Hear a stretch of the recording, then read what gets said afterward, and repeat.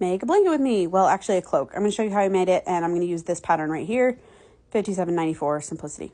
So I made this little illustration to describe what it is that I'm about to do. On the front of your body, you have a head and a face, and on the back of your body, you have a back of a neck, so you don't need as much space. Now I've cut them out. I'm going to show you how I sew them together. You take the two back pieces and you join them in the back, like that. And then the front pieces are going to go on the back with the shoulders matched up, so it's going to end up curling around like this. But these straight seams go alongside like that, so it's going to be this like accordion thing, but then this seam matches up with this seam. Okay, so just pretend like the bottoms line up, just use your imagination. So once I've got the straight sides stitched, then I take these two and I'm going to sew these curves together, right sides facing. So I tape the shoulder seams together so you can kind of see this is how it starts to curl in on the human being wearing it. All right, so that's the cloak part. What about the hood? The hood is made up of these two funny little almost leaf shapes. Your head is two leaves put together. You only sew together the back of the head. Obviously, you have to leave the front open because that's where your face goes. And then you have to leave your shoulders open because that's where it's going to attach to the rest of the cloak. So I taped it together, and there's a little hood. And it's just sewn all the way around that neck circle. That's the cloak.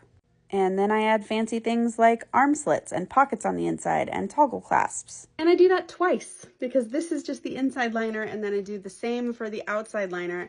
And then I attach them at all of their edges, inside out, together, right sides facing. And then I flip it right side out and hem up the rest of the way to make your double-sided luxury cloak. And as I'm sure you all know by now, because I talk about it all the time, the material that I buy is expensive. It's high quality, it's beautiful, it's soft, it's wonderful, it's washable, and it is expensive. So that's what I have to say about that. Let's get going. Okay, here's the part where you guys are all going to complain that my cat is on my workspace. Anybody who has cats, you know you don't keep them out of your space. And even if you do keep them out of your space, everything you own is covered in cat hair. So just let's move on.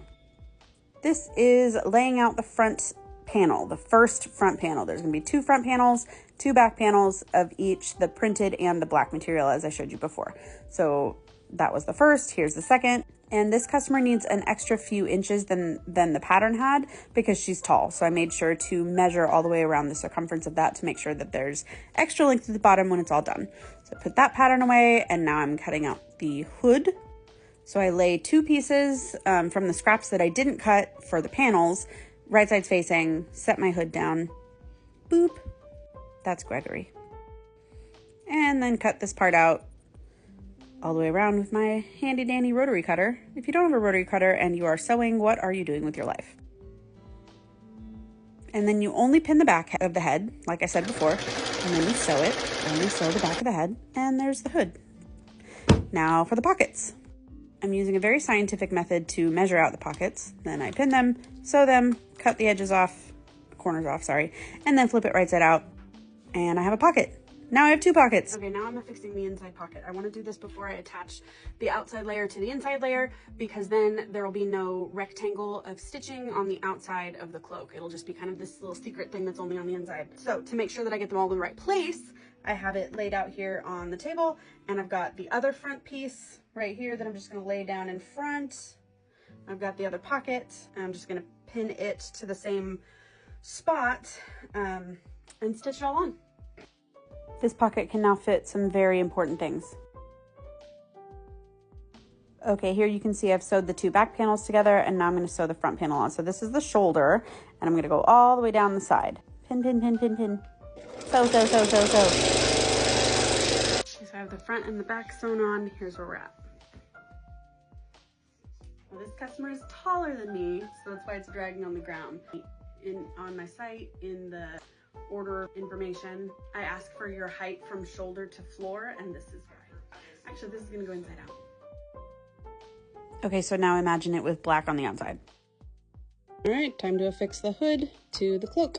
Pinned half the hood, and this pattern leaves about an inch of the collar bigger than the hood itself. Do the inner and the outer layers together. This is going to leave enough space for the toggles to be affixed. All right, I laid down the printed part that I already cut out onto the solid part and vacuum because it's always fuzzy, and cut all of those pieces, sew all of those pieces just like I did with the printed part. All right, attaching the black hood. Okay, black outer part's done. If you're wondering if the hood was gonna be nice and big, it is. Now for the arm slits. To get the placement for the arm slits in the right spots, I tried it on and I placed it right about where my elbows are, because when you put your arms through the arm slits, they're not like sleeves. They don't go all the way to your armpits. They just go to kind of where your arm bends. And of course I forgot to film this part, but I'm doing the arm slits.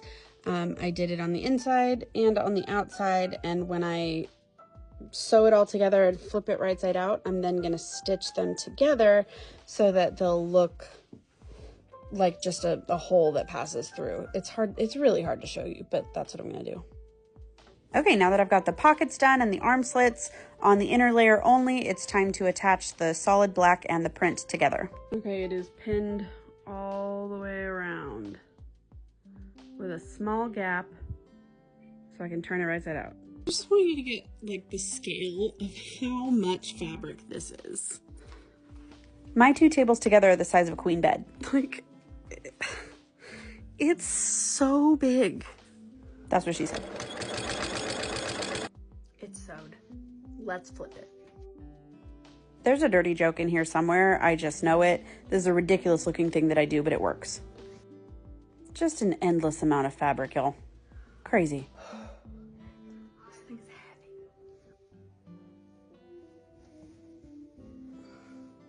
Pockets. Arm slits. For drinking. Or eating snacks. Enormous. And here it is all finished with the toggle clasp and top stitch. You've reached the end. Thanks for watching. Please remember to be kind, because I am a real person, human being.